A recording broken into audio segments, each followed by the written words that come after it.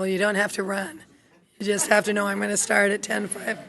All right, it's 10:50, proving that I do watch the clock and try to be really sensitive to everyone's time. I do appreciate that we are ahead of schedule, which allows opportunity for more questions. I do want to thank the State Bar executive team for their presentations. They did not receive a lot of notice. I think they put together excellent materials. We will, as I mentioned, go back and spend more time with the PowerPoints, many of which provide more detail. I accept Ann's offer to provide us with the budget so that at a future meeting, we can, this year's budget and the front end, as you mentioned, so that we will have that detail as we're thinking about the future and what it might hold. And with that, I know Julie is ill, and I believe that we have pinch hitters for her to talk about recent cases. This is intended to sort of orient us and be more high level, especially since you're pinch hitting. I want to already give you that before you begin. We learned just this week that there's an expert at the University of Washington or Seattle, I can't remember. Seattle University. Seattle University, who actually is considered a national expert. Paula, of course, Littlewood, has spoken on this subject nationally and is also an expert. She will join us at a future meeting. So we will kind of keep coming back to this over the next 2, possibly 3 meetings.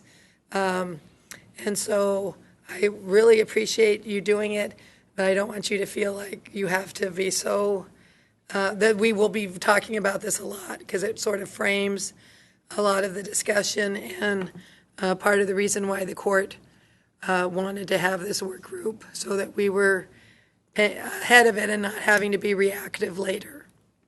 With that, I welcome Jean McElroy and Doug Endy to the presenters table. Thank you, and greetings from the deep bench. We do have more than a passing familiarity with the case law that we're about to present, so I think we'll be okay. I didn't want to in any way intimate that you did not. I just knew that Julie was intended to be the presenter. Right. Thank you. As you say, we had very short notice that we'd be speaking on this topic today. We'll do our best. Also, observe that the PowerPoint presentation that we'll be walking through was not prepared for this program today, nor was it prepared by us. Now, I don't know whether any of you have ever presented from someone else's PowerPoint before. I have. It is like wearing someone else's shoes. It's not a good fit. It might be a little too loose, it might be a little too tight, or even if the sizing is correct, it's just not broken in the way that one might prefer. So that said, you may be seeing some shapes, some pyramids, some triangles, rhombuses, and what's coming out of our mouths may not fit squarely into those shapes, but bear with us.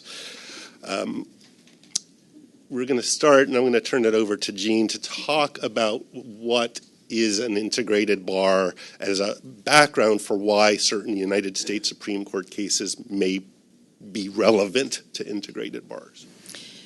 So demonstration number 1 of the fact that we didn't prepare this PowerPoint presentation is I didn't know that this came up in different segments. So, so we'll start from there. So we're going to start with the definition of a voluntary bar association. I think that's the easiest to understand and the most uniformly recognized. A voluntary bar association is an association that members can choose to join. So, for instance, in the state of Washington, we have a number of voluntary bar associations that, in addition to the mandatory requirement that members be a member of the Washington State Bar, they also can choose to join any of those other bars. There are no regulatory functions, and they focus on professional association services.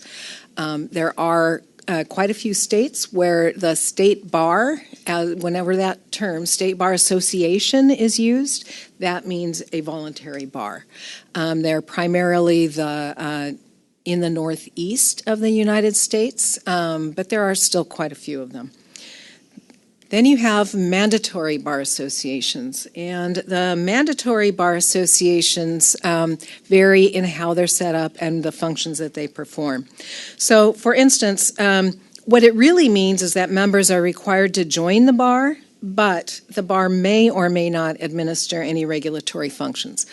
The primary examples of this are Wisconsin and North Dakota are mandatory bars, but they don't do any regulatory functions. So you are required to be a member of those bar associations, but they're not the ones that are going to discipline or control admissions or anything like that. West Virginia, North Carolina, and Virginia are mandatory, and they only administer regulatory functions. So you have then integrated and unified bar associations, and that is what we would consider here at the Washington State Bar Association, what we would consider to be the Washington State Bar. The members are required to join the bar. They are, the bar administers regulatory functions, but the bar also administers professional association services. So among the integrated bars, there are a variety of levels of how many regulatory functions are administered. For example, Washington and Oregon administer all of the regulatory functions on behalf of the Supreme Court, their respective Supreme Courts. In Montana, discipline reports directly to the Supreme Court, but the Montana bar administers all other regulatory functions on behalf of the bar. So even among any of these other than voluntary bar association, there just is no uniform set of how these associations function. It gets challenging sometimes then when people ask us, how do other state bars do this? Or, what do they spend on this? Or what does this look like in another state? Well, we can tell you that, but there is almost no direct correlation between the Washington State Bar and any other state bar. So I just want to throw that out there because of the distinctions that are made in these ways. So the case law that applies to the state bars and to the mandatory and licensing functions, to the voluntary functions, to the First Amendment issues that have been more recently raised actually have a fairly long history, and we'll be talking more about that as we get into this. But really, one of the first times that this really sank in for us here at the Washington State Bar was in particular with the North Carolina Dental Board case, which was in 2015, and that is an antitrust immunity case.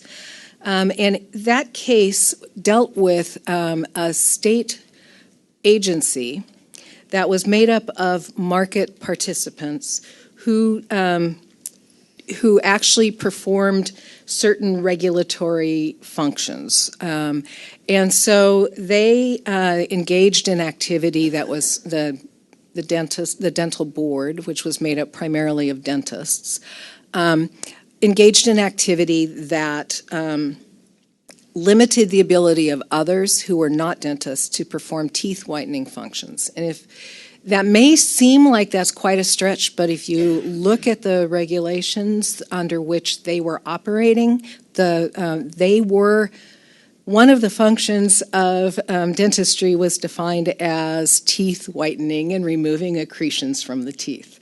And so it probably wasn't quite as huge a stretch as it sounds like, but it was still a stretch. And the activity that they engaged in was literally to try to drive these people out of business. They went to malls and so on and told them you cannot engage in having these businesses in your workspace because that's the unauthorized practice of dentistry. Another much more recent case is the Janus Case, and this is another one that has caused a lot of excitement among bar associations. It is a First Amendment-based decision, and basically the Janus Case held that non-members of public sector unions cannot be compelled to pay a percentage of full union dues because it is a violation of their First Amendment and freedom of speech and freedom of association rights. So sort of a two-prong activity. So I'm a little unclear how we're dividing this up, but I'm ready to go whenever you want me to okay. I'm going to let Doug jump in here. So here's the pyramid. So we are going to talk now at some length about Janus and why it is germane to integrated bar associations in 2019. It's not perhaps obvious why a union collective bargaining case has bearing on integrated bar associations. The simple answer is, many of you are familiar with the Keller case, Keller against State Bar of California. We'll talk more about that. And Keller was devised as a way of protecting First Amendment rights of members of an integrated bar association when the bar association was taking political or ideological positions. It allowed dissenting members to opt out. And that was decided on First Amendment grounds, but it was premised on a union case. The rationale was based on Abood against Detroit Board of Education, a 1977 union collective bargaining case. Janus expressly overruled Abood against Detroit Board of Education. So if Keller, a case about protecting the First Amendment rights of members of an integrated bar, is premised on Abood, and Abood is overruled, what are the implications of the Janus holding for Keller and dissenting members of an integrated bar association? Now, I'm a chronological thinker. I'm not necessarily proud of the fact that I'm a chronological. It's not the best way. That's my way. So in order to get back to the top of this pyramid, it's necessary for me to go back in time to explain why we're talking about union cases at all. And we're talking about union cases. I'm going to go back to 1961 and a case known as Lathrop against Donahue. It's important, the United States Supreme Court case, because it's about, we're not at Abood yet. Lathrop is about integrated bar associations and the constitutionality from a First Amendment, freedom of association, freedom of speech perspective of compelling membership in an integrated bar. In Lathrop, it was the state of Wisconsin, State Bar of Wisconsin. And the issue was queued up that there was an objecting member who didn't want to pay the annual dues or licensing fee, and then paid it under protest, and then brought an action in Wisconsin state courts on constitutional grounds, lost in Wisconsin state courts, and the U.S. Supreme Court granted cert. It's a really interesting decision. If you're interested in this topic, and you should be because you're on this work group, it's worth reading Lathrop against Donahue. It was a very fractured decision. There was a plurality opinion that ultimately held that from a freedom of association standpoint, it is okay, given the purposes of a state bar association, and those purposes, the state interest is regulating the profession and improving the quality of legal services. Given those purposes, it's okay to compel association in an integrated state bar. Now, the two interesting things about this is, first, how they got to that result, what the rationale was in Lathrop against Donahue. And for that, we have to go back to 1950s and what's called the Railway Labor Act cases. The Railway Labor Act cases was a federal statute that federally mandated union shop agreements between interstate railroads and railroad employees. And as a condition of employment, railroad employees had to pay union dues. And that was challenged in the federal courts. And it was mostly a supremacy clause and commerce clause case, but there was also some First Amendment objection there. And the courts kind of swept that aside and you said, no, it makes sense from a freedom of association standpoint, as long as they're just collecting the money for purposes of collective bargaining. That really is not a significant infringement on anyone's speech or association rights, so it's okay. So that's what the Railway Labor Act cases were about. Now, if you read Lathrop against Donahue, you will find this astonishing bit of reasoning in the midst of the plurality opinion. And listen carefully. They've just described the Railway Labor Act cases, and they're analogizing to them. In rejecting the plaintiff's claim of abridgment of his right of freedom of association in the Railway Labor Act cases, we said, quote, on the present record, there is no more an infringement or impairment of First Amendment rights than there would be in the case of a lawyer who, by state law, is required to be a member of an integrated bar, end quote. Purely dicta, which is saying, well, certainly that's fine. So railroad employees can be forced to be.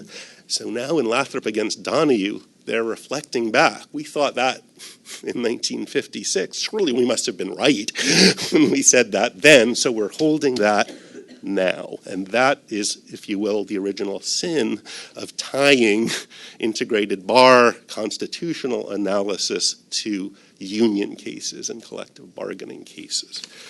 Lathrop also had a number of concurrences and dissents, and what they were fighting about in Lathrop was the plurality only held that the freedom of there was no violation of freedom of association. They did not reach the issue of freedom of speech. They bifurcated those two issues, which is very odd, since freedom of speech and freedom of association and freedom of thought are all a concatenation of essentially the same First Amendment rights, but they pulled them apart and said, that's for another day. On this record, we can't decide the compelled speech issues.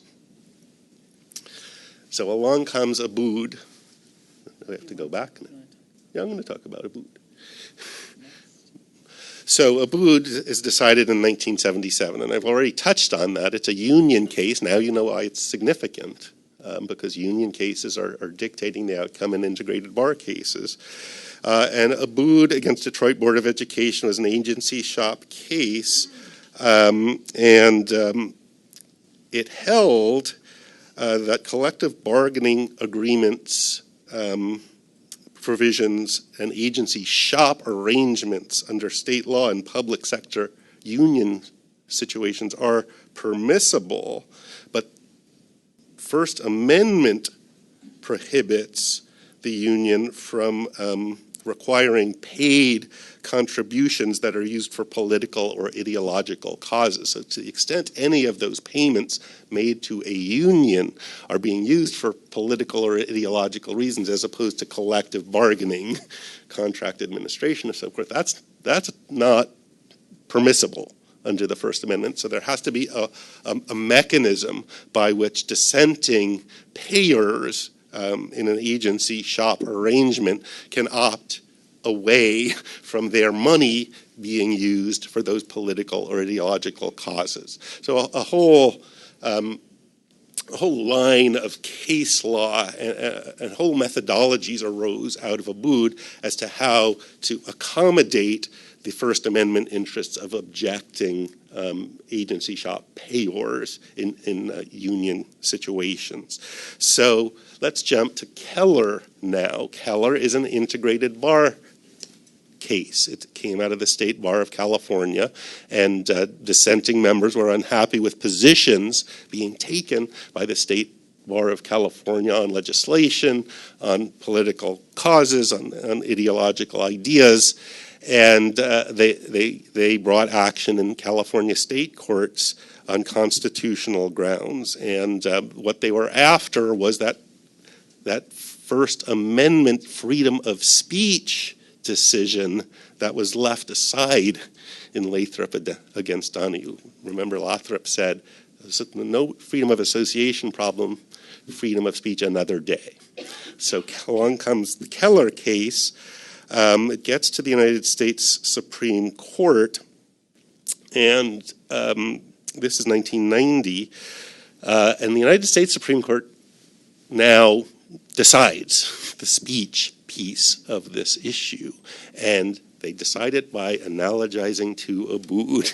If they're dissenting members, you have to have a mechanism to protect the money that they've paid in dues or licensing fees to make sure it's not being used for political or ideological reasons separate and apart from the state interest in regulating the profession and improving the quality of legal services. And that's what's called a germane activity. So if money's being spent to regulate the profession or improve the quality of legal services, you're okay on First Amendment grounds. But if it's unrelated to that and it's political or ideological, it's called non-germane and can't be charged to those dissenting members. And Jean is going to talk a little bit about the actual mechanisms that we've used in Washington State to accommodate the Keller decision. Right. You might wonder a little bit about, okay, so these cases have been around for a long time, and what has the state bar done about trying to avoid getting itself into trouble with respect to First Amendment issues? The freedom of association issue seems to be fine in terms of being a mandatory bar. And in Keller, you have to make provision for ways that people can opt out of supporting political or ideological speech. One of the developments out of that is that state bars have used what they call, some of them call, a Keller deduction. And if you'll remember back to the slide I showed you that had the licensing forms, the online licensing forms, one of the things the members can do is they can choose to opt out of paying a certain amount of money that is identified as the Keller deduction. The method that we use here in Washington State is based on the Popejoy case, and it involves a backward look at what you spent money on in the last year and trying to project forward into the coming year to determine what is likely to be spent on the legislative and political and ideological functions. In general, in Washington, we have, as far as legislative activity, we have taken very much the view that almost everything is political because, being a mandatory association, all 40,000 members are not going to agree on every piece of legislation. So unless it is very, very clearly related to regulating the practice of law or improving the quality of the services, of legal services, we lean very heavily towards it is deductible. But it isn't a straight deduction. You figure the amount of this methodology requires determining the amount of the budget.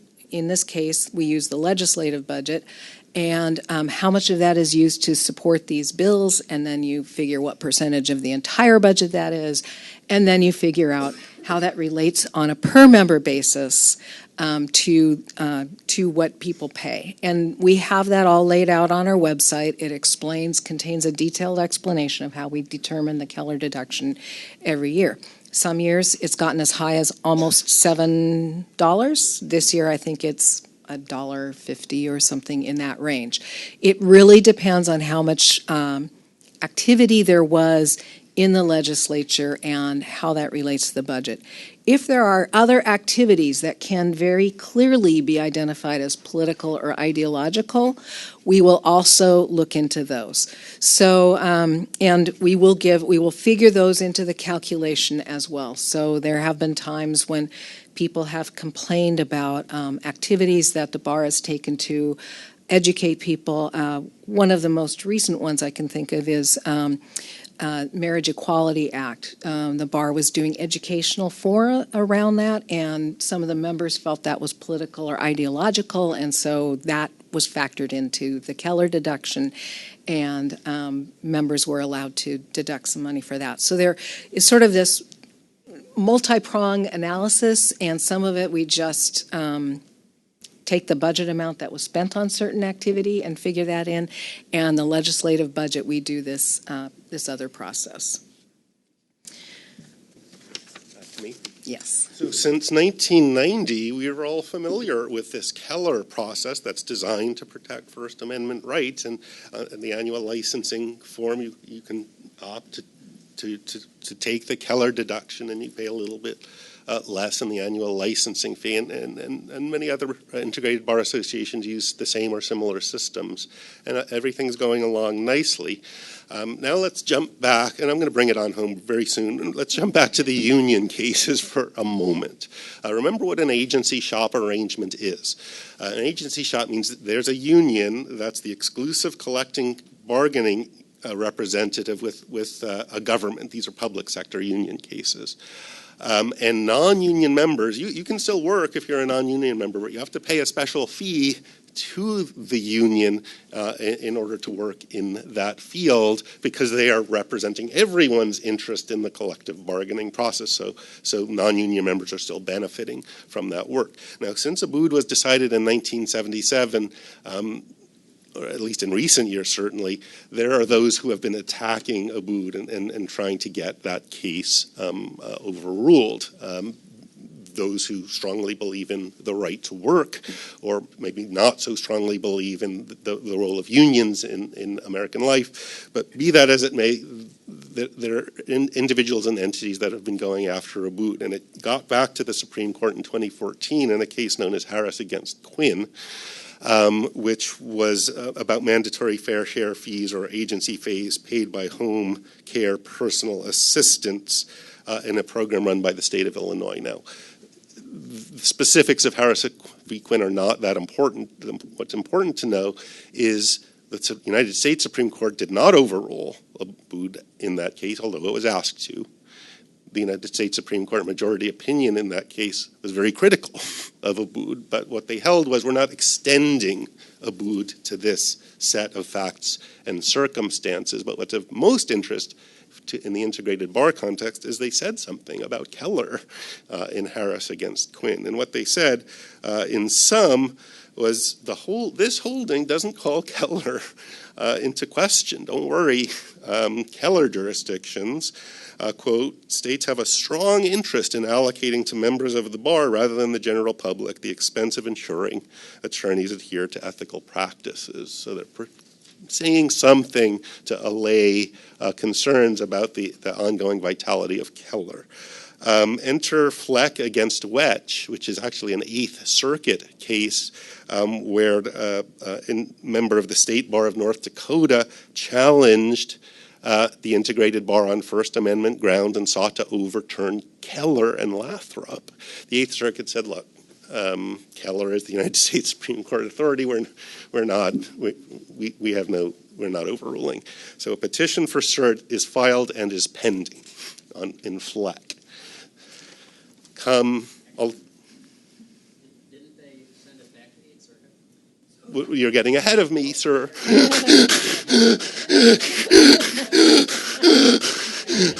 No questions yet.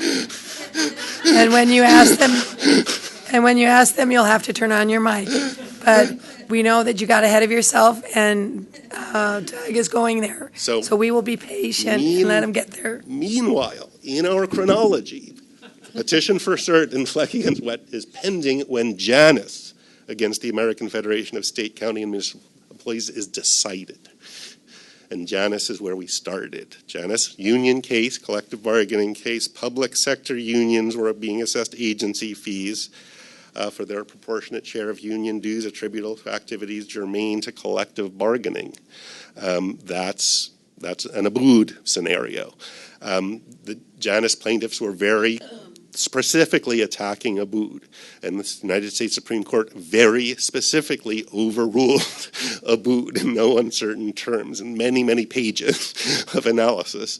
Maybe you've read it, overruled Abood.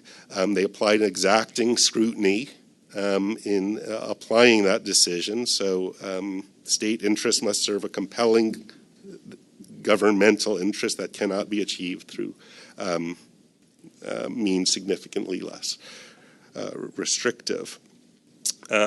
So Janus gets decided, and those who've been tracking this chronology in the integrated bar context says, this is the moment. This Abood has been undercut. Keller is premised on Abood. The time has come to go after Keller and get reverse Keller, reverse Lothrop, mandatory association in an integrated, it violates freedom of association, it violates freedom of speech, like Janus said in the union context. Let's do this.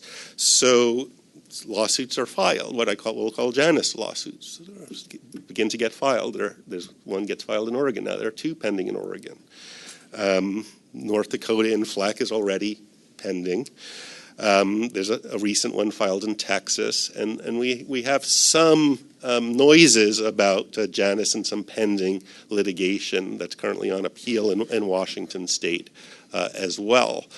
So everybody's watching these Janus lawsuits, but most specifically, they're now watching Fleck against Wetsch, because as Mr. Johnson has observed, at post-Janus, the United States Supreme Court granted cert in Fleck against Wetsch and sent it back to the Eighth Circuit for consideration in light of the Janus decision. So at least that says, from any simplistic perspective, the Supreme Court at least acknowledges that Janus might have some implications for integrated bars and might implicate the continued vitality of the Keller decision.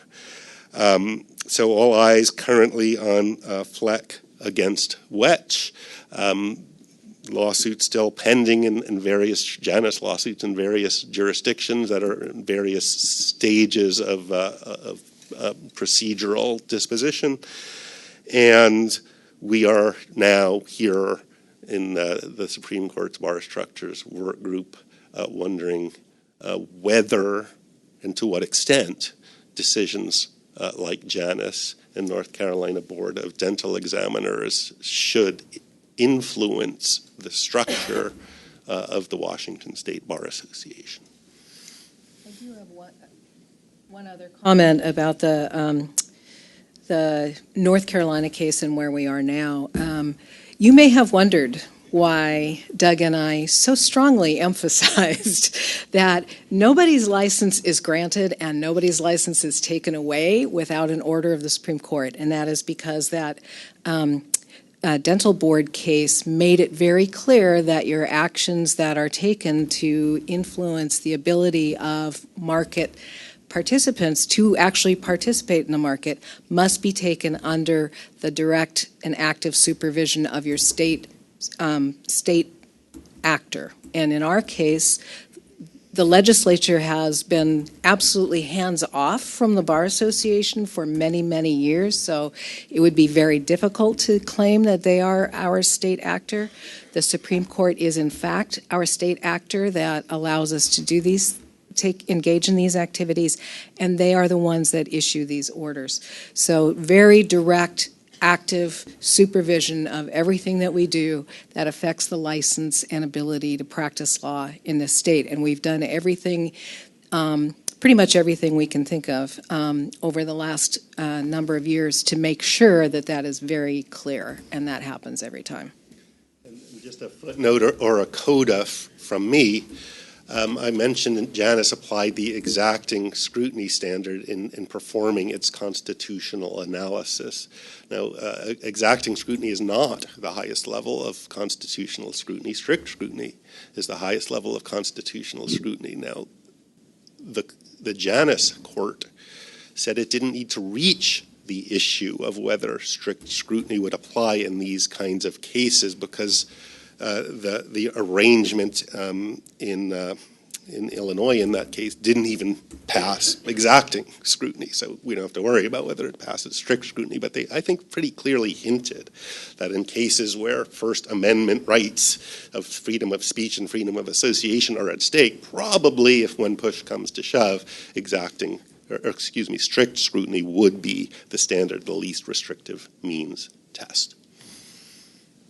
The last piece of this presentation about the case law and how it affects the organization is some thought that has been put in very preliminarily through a work group, through WISPA staff, through members of the Board of Governors, through other participants about how functions here at the bar break out in terms of a spectrum of activities from purely regulatory to, more along the lines of a professional association.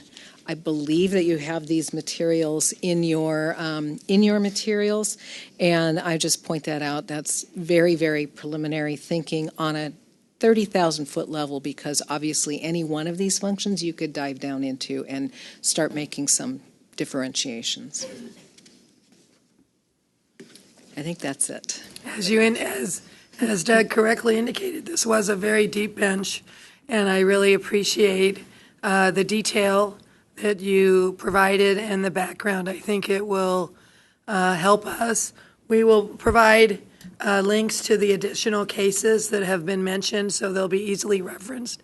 The last one that Jean referred to was associated and linked to your agenda item number 3. So that's there, and you can make it a lot bigger so that you're able to see it. So I want to thank you both. I invite you to stay, because we are now to the question and discussion piece.